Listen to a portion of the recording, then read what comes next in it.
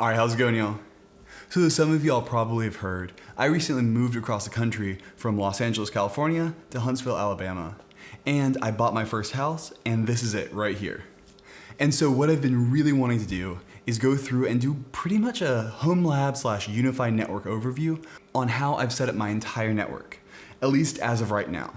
So I'm lucky enough to have a server room, well, it's a guest bedroom, as well as a network room, which is our laundry room. And so I want to take this video to kind of go through and show my entire UniFi setup, how I've set everything up, and also go through some of the servers that are in my HomeLAB and how I've all hooked it up. It's obviously a work in progress still, but I finally got it to a place where I'm kind of happy with it, and it's not a huge wire mess. It is a huge wire mess, but at least it's somewhat organized, and I do know what's going on, and I've got pretty much the majority of my uplinks already done for my networking ports. The last thing I just need to do is go ahead and install my security cameras, and I am going to be installing some fiber in my walls. So stay tuned for those videos, but to start with, I've got pretty much all my copper laid more or less where I want it, and so this is going to be a tour of all of that. And so this filming is going to be in some kind of awkward locations, and I do not have a cameraman. So I'm going to be filming a fair amount of this on my iPhone. So when you're wondering why the video footage does not match between this beautiful video footage and some shaky cam iPhone footage, you're gonna know why. These actually do a surprisingly amazing job of having footage, but that's just what it's gonna be. It's the best way to kind of show exactly what's going on for everything. So to start, we're gonna go into the guest bedroom, which is acting as the server room, and show kind of all the servers that are in my rack and how they're all hooked up. Then I'm gonna go ahead and take you into the laundry room, which is the networking closet, and then finally we'll go into my office just for a kind of overview on how I set everything up and how I've done everything. All right, so now onto the server room. All right, so believe it or not, this is actually the least awkward camera position I could come up with. So this is our guest bedroom right here, and this right here is my server rack. It is the one that actually has all the compute power on it and everything like that. So as you can see, it's currently the guest bedroom. For a while it was cleared out because we didn't have this bed in here. I probably should have filmed this video before actually going in here, but you know what? I'm not about planning. I just kind of make stuff up as I'm going along, and you can see that here. So this has been the server that actually moved across the country with me, and not much has changed in it too much. The one addition that's somewhat recent is this guy right here, which is a server that I basically bought off Craigslist. I call it a server because it's acting as a XCPNG host, but in reality, it's just a normal motherboard with a normal CPU in there. It's like a i7 in there, and it's effectively just acting as my virtual machine manager and my virtual machine host. And so that's in there. It's just a normal computer I bought off of Craigslist, and I got a pretty good deal on it. All right, so now let's talk about this here box. This is the box. I don't know if you can read that, but it's pretty much my server rack that has all of my compute power on it. So it actually moved across the country with me, and it's on wheels, which especially when we moved in and we were painting a bunch of different rooms and having to clear stuff out left and right, it was really useful to be able to just unplug everything and just roll it around the house wherever it needed to go. Because for a while there, it was in the living room, then it was in here, then it was the living room back. And so having it on wheels was quite nice. But what I am looking to do is I want the full-blown 8-foot rack. It is completely unnecessary for me, but I think it would be really nice to have just for future growth and everything like that. That way I can also have it enclosed on both sides, because this here R630 that I've got is way too long for this, so it's sticking out both in the front and the back. So I'm looking to upgrade to it. So if you're in Huntsville, Alabama and you have a spare 8-foot rack lying around and you want to sell it to me, I'll buy one. I'm really looking for one that has both front and back doors. That's probably the most important thing right now to me, but talk to me.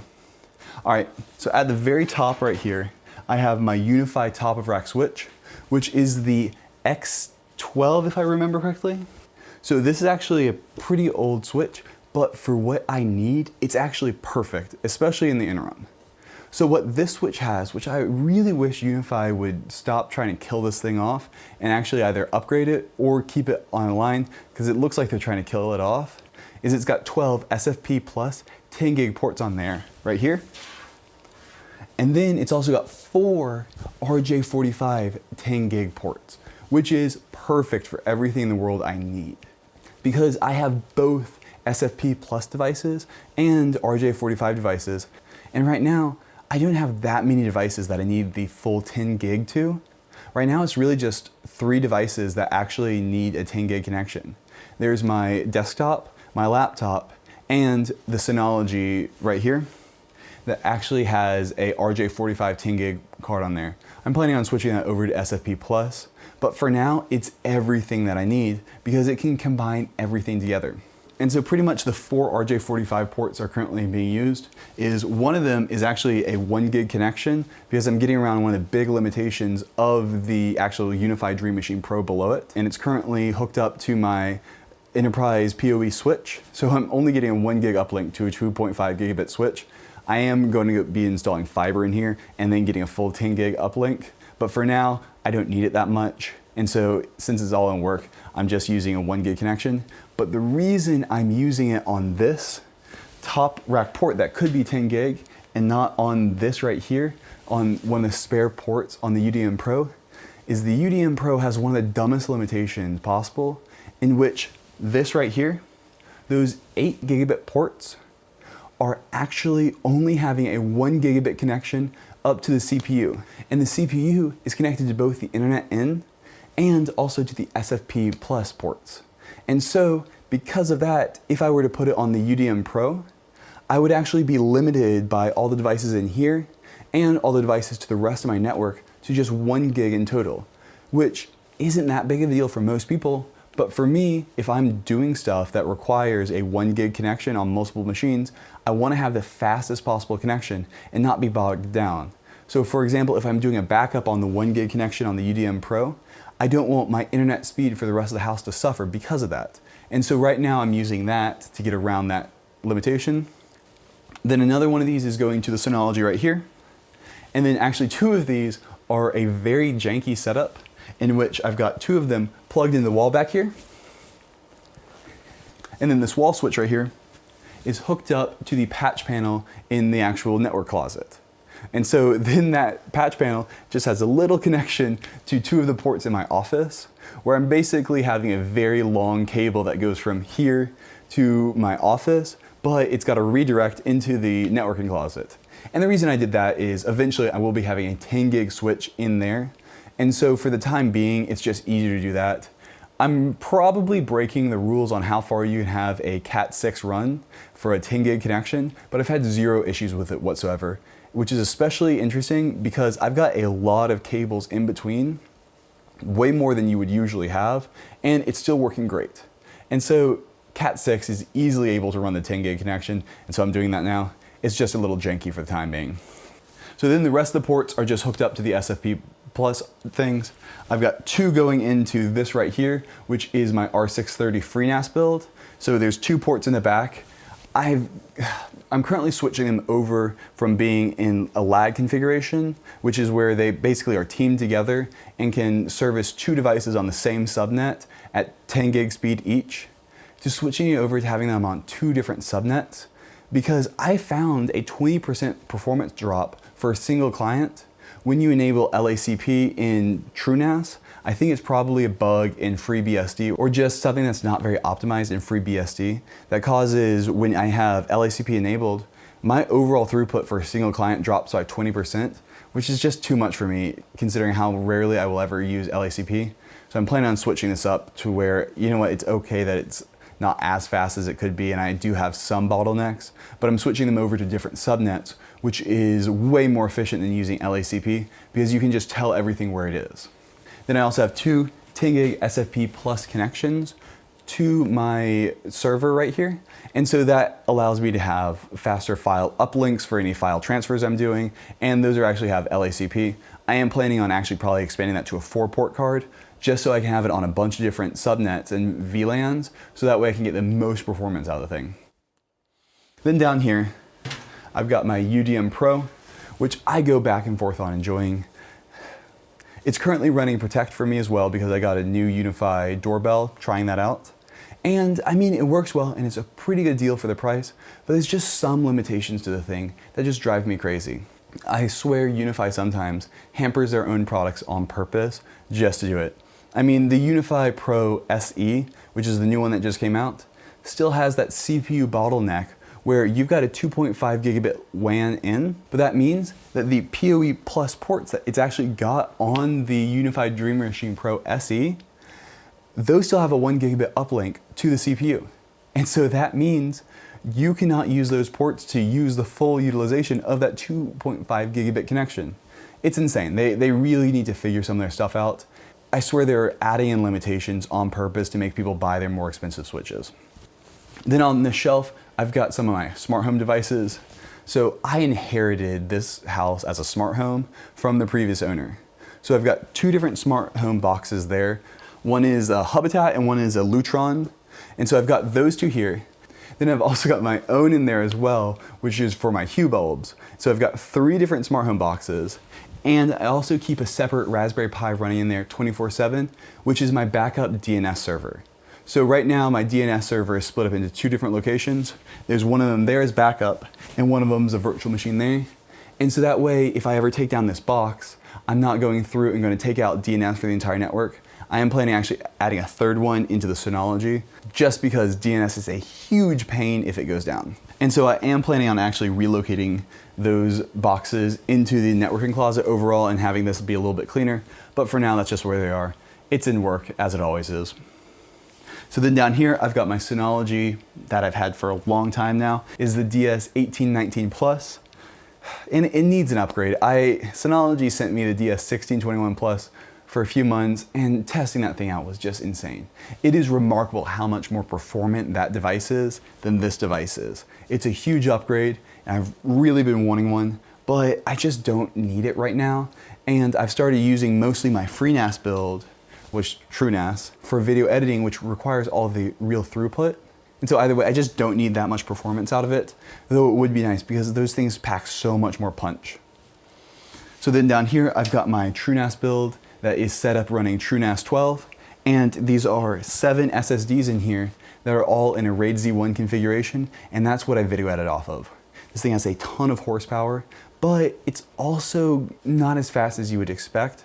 I think it's running into some issues with NUMA, where there's 2 CPUs in there. So I think I could get some more performance out of it. And I think the NICs in there are not that powerful as well. So I think that's probably my next upgrade, is I want to get a single CPU build, and I want to get the ability to have up to 24 SSDs in there, because who doesn't want that? And I'm also going to have it where I can add in a SAS expansion card and get a disk shelf. So I can have just massive storage all run off of one single NAS for tons and tons of just raw storage. Then I'll be using mostly my Synology for web interface stuff, because the Synology just has so much more features, but I don't need it for just bulk storage like I will with the TrueNAS build. It's currently still running TrueNAS Core and not TrueNAS Scale. I am thinking about upgrading to Scale, but I've heard there's a little bit of performance degradation right now. I think if I do upgrade to Scale, I will have better performance with LACP, but I'm just gonna wait that out for a little while and see once it gets more stable.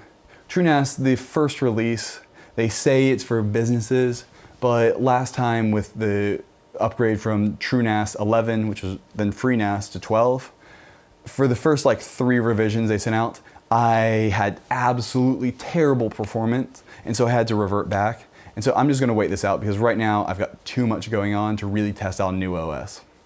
Then down here, I've got my APC UPS, and that's hooked up to the Synology, so the Synology will automatically boot off, and my power distribution. And so that's pretty much all that's in the rack. And then I'll go ahead and show you those uplinks to my cables. And so those right there are the 4 10 gig RJ45 ports, and 2 of them, actually 3 of them, are leading in right here. And so these diagrams right here, see how you can see T5, 6, 7, 8? That means that those are hooked up to the top patch panel in 5, 6, 7, and 8 slots. So I went through and marked every single one of these so I'd know where they are, because it makes it so much easier to go ahead and do. And so we go on over to my networking closet, which is really just the laundry room. We can see that they all correspond over. The other thing you can see is 1 and 2 are hooked up to 6 and 7. And so those are those crossover cables I was talking about, where I'm literally just switching over from a port in my server room to a port in my office. And so that way I can get a 10 gig connection without requiring a switch in the actual networking closet. I have the UniFi Enterprise PoE Plus switch. So these ports right here are all 2.5 gigabit. And I'm planning on running fiber. So I'll have SFP connections right here. I'll have 4 of them. And I'll be having 2 SFP Plus connections to this directly into the server rack. And down here is my little Google Fiber box. And so that's actually going up into port 5, which is in the office as well. And so that's going directly into my UDM Pro. So I've got a full symmetric gigabit, which is absolutely awesome. So you can see it's very messy and not a lot of stuff right now. So I can use these right here. If I need to power something, power cycle anything, I can very easily do it here. And so these are all the network cables that are coming through from my entire house. As you can see, it's a bit of a mess. They're color coded. So white ones I would call janky setups because I have effectively just taken the cables that were already there and extended them. So I basically just made a very long cable extender from what the previous owner had already done because he did do some runs and I was able to salvage a few of them. And so those are the white ones if I ever want to redo them. And they all go back into this patch panel right here. And then up here, these are just little grommets that I've got. I'll go ahead and find a link to them in the description. And they allow me to pass things through from my attic up there into here without having just a hole in my ceiling, like what the previous owner had. And this is a good box. The one issue with this is I couldn't fit the door on because of that cable clearance. And you can see how long that Enterprise switch is. It's just too long to be able to use. And so if I put it any further back, then it would hit the wall and it wouldn't be, and so I just can't get the door on. All right, and so then up here is one of my UniFi access points. And so basically I've got 2 ceiling mounted ones. One of them is right here, one of them is in Katie's office, and one of them that's just plugged in. It's actually on the floor of my office. I'll show that in a minute here. And so they're all uplinked to that Enterprise switch that's in the networking closet. And so the reason I set it up like that was so that I would have a centralized location where I can run all of my cables and not have it be the same location as the server room.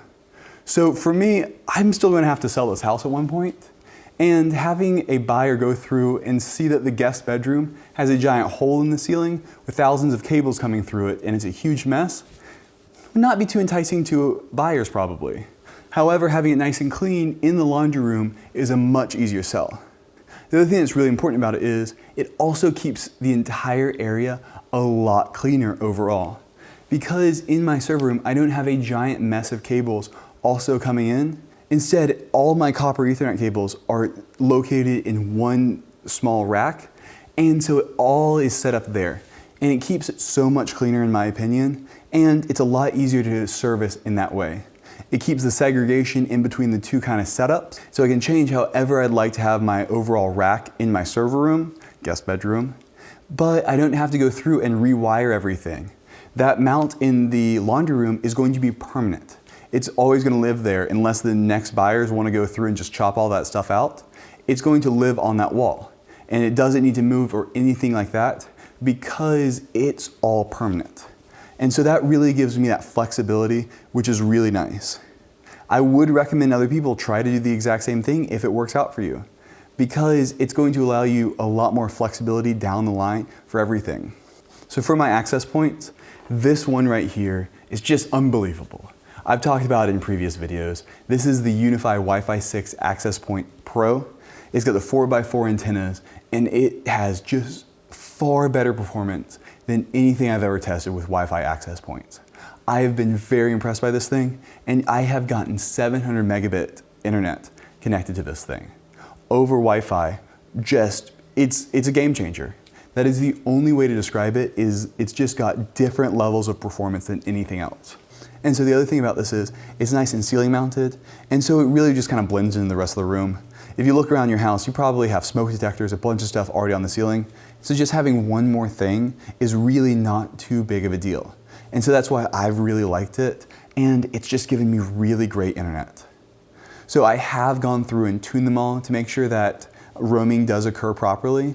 And since doing that, you can go ahead and walk around my entire house and pretty much always have at least 200 megabit connection somewhere in the house. No matter where you are, if you give it a second, let it roam properly, you will almost certainly have 200 megabit internet, other than in the closet. But other than that, it's got great Wi-Fi across my entire house, and I no longer have any weird issues. I do still have some wires that I need to go ahead and finish up. I actually want to go through and have some wires running outside, specifically on really nice days like it is today. By the way, you should be very thankful I'm filming this video instead of spending time outside. But for days like this, I want to be able to go outside and hook up my 2.5 gigabit Ethernet jack out there and be able to actually edit videos on my laptop on my back porch, having a wired 2.5 gigabit connection in. That will just give me so much flexibility and allow me to really relax and edit wherever I'd like, which has really been the goal. Because sometimes it's a little bit much spending 6 hours in front of one machine when it's so nice outside. And so that's one thing that's really in work for me. It's going to be great once it does happen. All right, so the final stop on this tour is actually going to be my office. All right, and so this right here is my office. As you can see, it's pretty echoey right now. I do have some additional sound dampening foam coming and some additional just wall mounts they're expensive, but it's been just so echoey because it's got hardwood floors in here. And even when I put up the sound blankets, which I don't have up right now, it's still pretty echoey just because there's so much hard surfaces. So I am planning on adding in some additional sound damping in here, but this right here is my desk. I'm a huge fan of an L desk. I just think it makes you a lot more efficient when you're trying to work, which for me, efficiency is really everything. So whenever I'm working, I've got my Mac Pro right here as the main editing rig. It's got the two 5K displays on there. And then now that I've got this laptop right here, it's the new M1 Pro chip, I can actually go through and edit off this too. And so I edit in Final Cut. And so what I do is I'm actually constantly kind of swapping back and forth between the machines. And so I'll do all my main editing on the actual desktop, but then when I'm ready to export, I'll actually go through, close it, and open it up on my laptop and export it off there. And so that way I can keep editing, because whenever I do have a chance to go through and edit, which I don't have that much, especially now all the consulting I'm doing, I have to be very efficient when I'm doing it. And so by really limiting the amount of time that I'm not working when I am editing, it really speeds up my process. And so anytime something's going on one machine, I can always be working on the other. The only thing you can't do is obviously be in the same Final Cut project in two different machines. Otherwise, I would be completely set. But yeah, this is my desk and it really helps out a lot. I use the OWC 10 gig Ethernet adapter to Thunderbolt 3. And so I've got two 10 gig ports in here. One goes to the Mac Pro, one goes to this. And so I'm always able to edit at 10 gig speeds or do massive file transfers, and I'm really never bottlenecked. I do want to be upgrading the Mac Pro to 25 gigabit just to really test it out. And so there is just one adapter on the planet right now that does that with Mac OS, and it's very expensive. So I'm probably going to see if that company wants to send me one for review and such. So if you know anybody at ATTO who's got one of those ThunderLink 25 gig Mac OS adapters, call me, email me. My email is in the description, will@spacerex.co. I'd love to test one of those out. I've got a new 25 gig setup coming, and yeah, reach out. I would happily take one of those, but I don't think anybody's going to.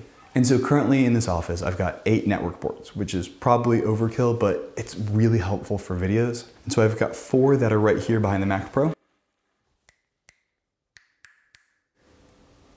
And so those all go to permanent devices that are back here.